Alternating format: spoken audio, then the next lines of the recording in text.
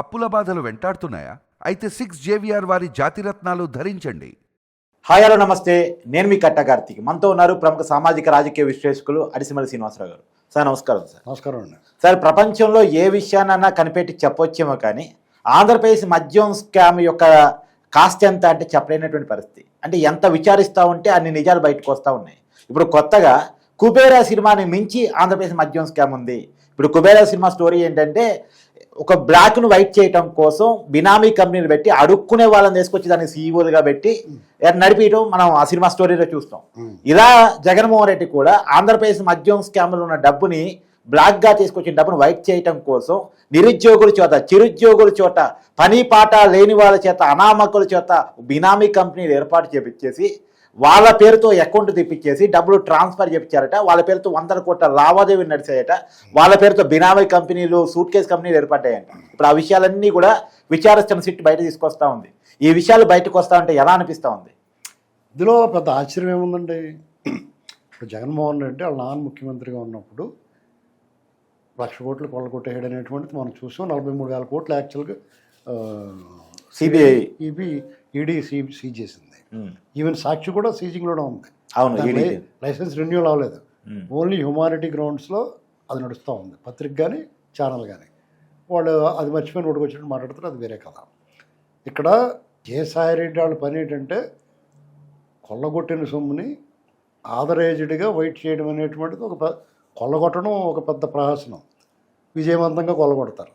దాన్ని మళ్ళీ ఏ రకంగా తిరిగి మనకు సొమ్ములు రావాలి, దాన్ని విదేశాలకు పంపించి అక్కడి నుంచి మళ్ళీ మనకి ఎలా తీసుకోవాలి, దాని అంతా ఎలా వైట్ చేయాలి అనేటువంటిది వాళ్ళ మోడస్ ఆపరండిలో భాగం. అది విజయవంతంగా పూర్తి చేశారు. దానికి కేసులో దొరికారు. కానీ మనకు చట్టాలు, మన వ్యవస్థల పనితీరు అధ్వానంగా ఉండడం వల్ల వాళ్ళు ఇంకా సేఫ్గా ఉన్నారు. ఇక మద్యం స్కామ్ అనేటువంటిది వాళ్ళు ఏం చేయారంటే, వాళ్ళు 1.0 దోపిడీ 1.0 రాజశేఖర రెడ్డి గవర్నమెంట్లో జగన్మోహన్ రెడ్డి చేసిన దోపిడీ.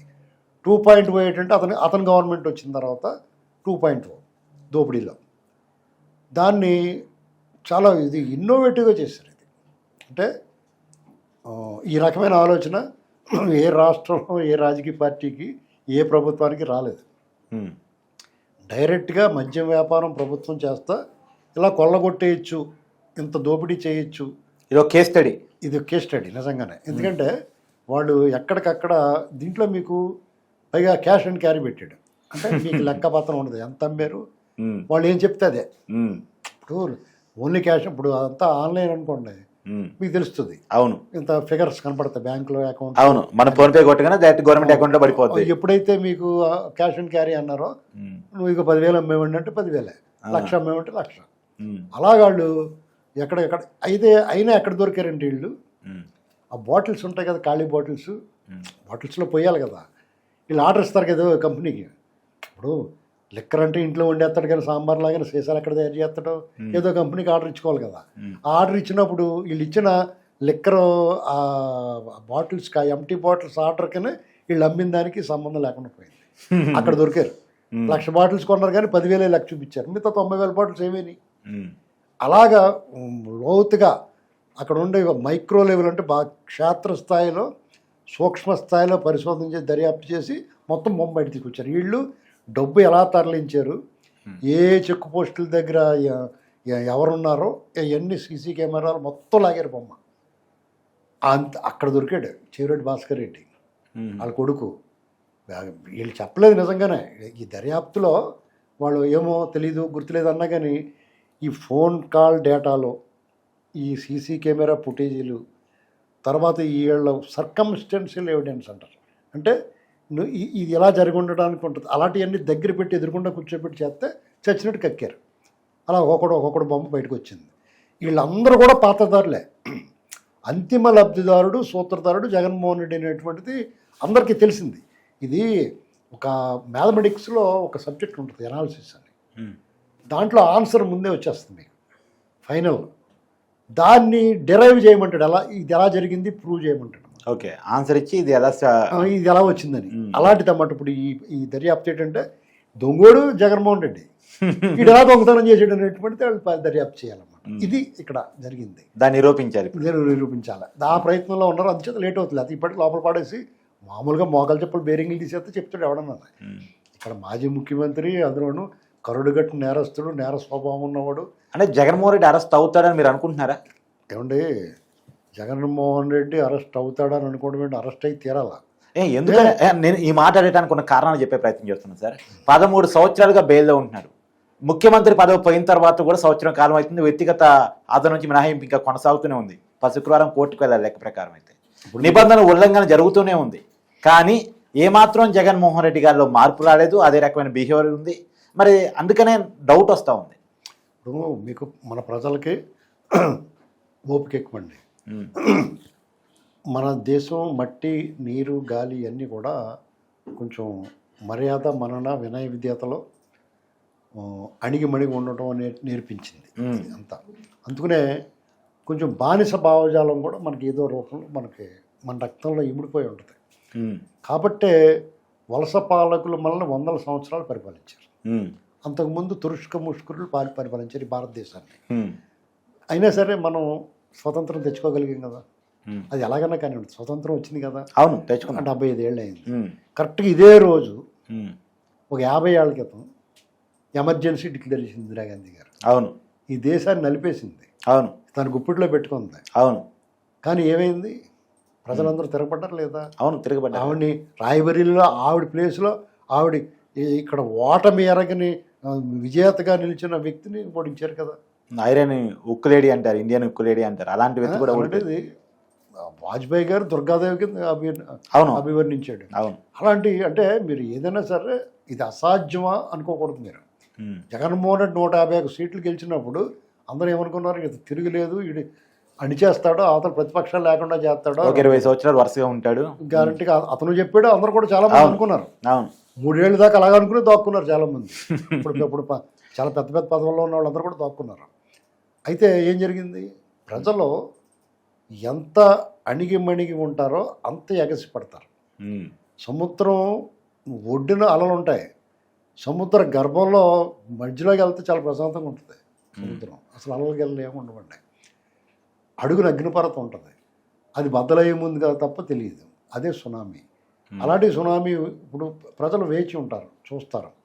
అరాచకం పెరిగిపోయినప్పుడు, అక్రమాలు పెరిగిపోయినప్పుడు, ప్రజల్లో ఓపిక నశించి, సహనం నశించి, తిరుగుబాటు మొదలైనప్పుడు ఈ చట్టాన్ని వాళ్ళ చేతిలో తీసుకుంటే ఈ అంతటివాడైనా తల ఉంచాల్సిందే.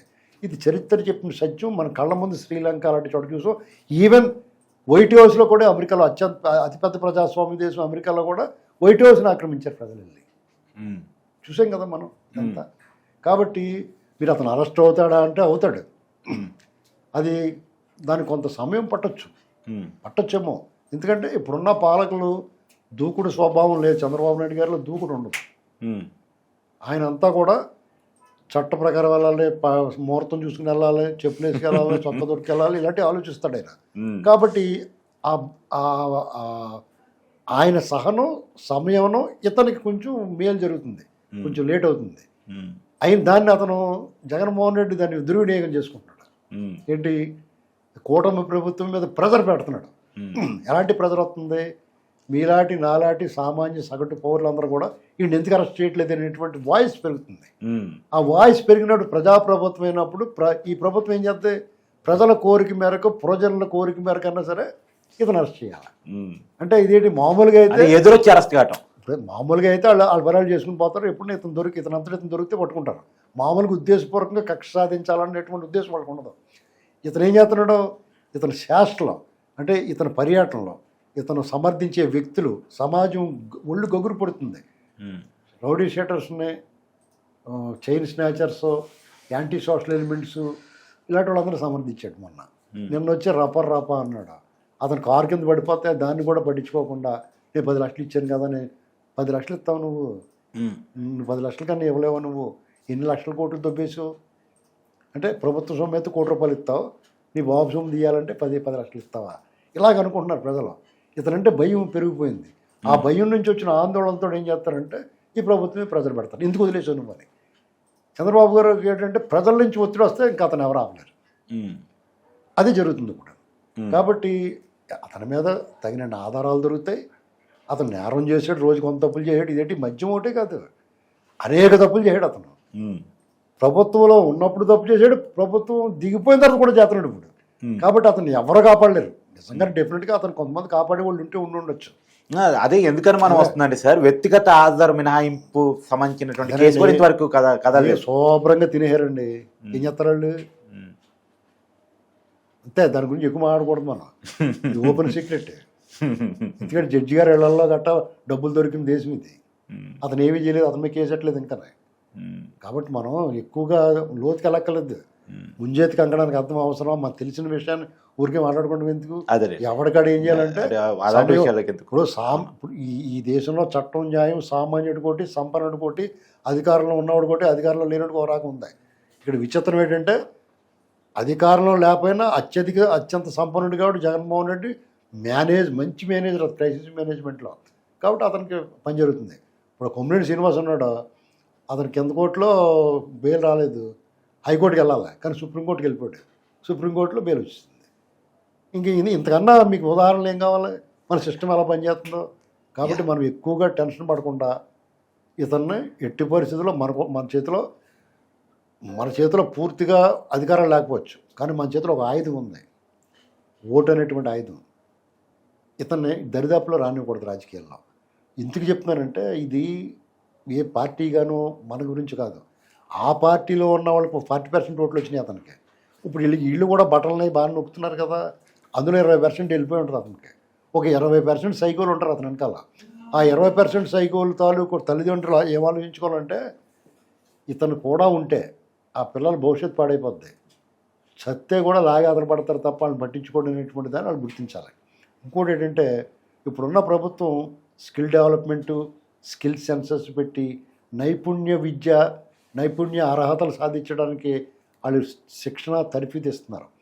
దాన్ని తీసుకుని భవిష్యత్తులో వాళ్ళు మంచి ఉపాధి పొందే అవకాశాలు ఉన్నా దీన్ని వాడుకోవాలి. అతను ఏం చేస్తున్నాడు? కత్తులు ఇచ్చుకుని రక్తతర్పణం, రక్తాభిషేకం చేయండి, సైకిల్ కింద తారండి, గంజా బ్యాచ్ కింద ఉన్నాడు అంటాడు.